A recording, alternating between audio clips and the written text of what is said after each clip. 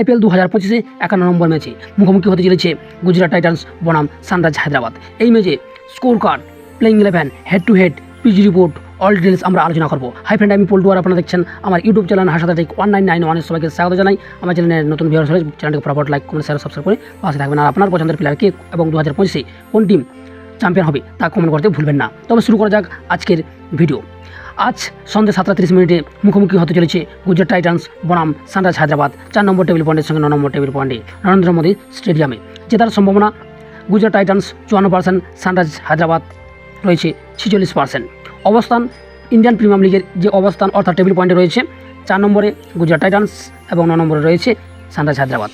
Recent performance যদি আমরা দেখি, গুজরাট টাইটান্স শেষ 5টি ম্যাচের মধ্যে 3টিতে জয়, 2টিতে পরাজয়। সানরাইজ হায়দ্রাবাদ 5টি ম্যাচের মধ্যে লাস্ট 5টি ম্যাচের মধ্যে 3টিতে পরাজয়, 2টিতে জয়।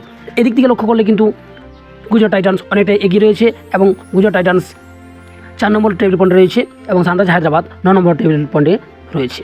এদিক থেকে লক্ষ্য করলে গুজরাট টাইটান্স অনেকটাই এগিয়ে।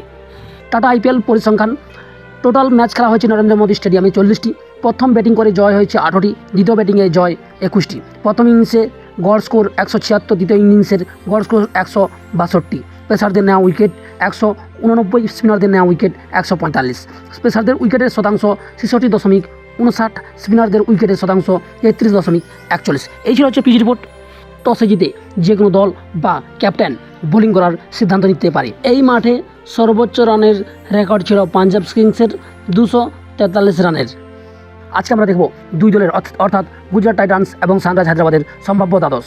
Gujarat Titans Sai Sudharsan, Shubman Gill, Jos Buttler, Sherfane, Rutherford, Shahrukh Khan, Rahul তিবেটিয়া, গ্র্যান্ড ফিলিক্স অথবা আরশাদ খান, রশিদ খান, কিশোর অর্থাৎ সাই কিশোর, মোহাম্মদ সিরাজ, প্রসিদ্ধ কৃষ্ণ এবং ঈশান্ত শর্মা।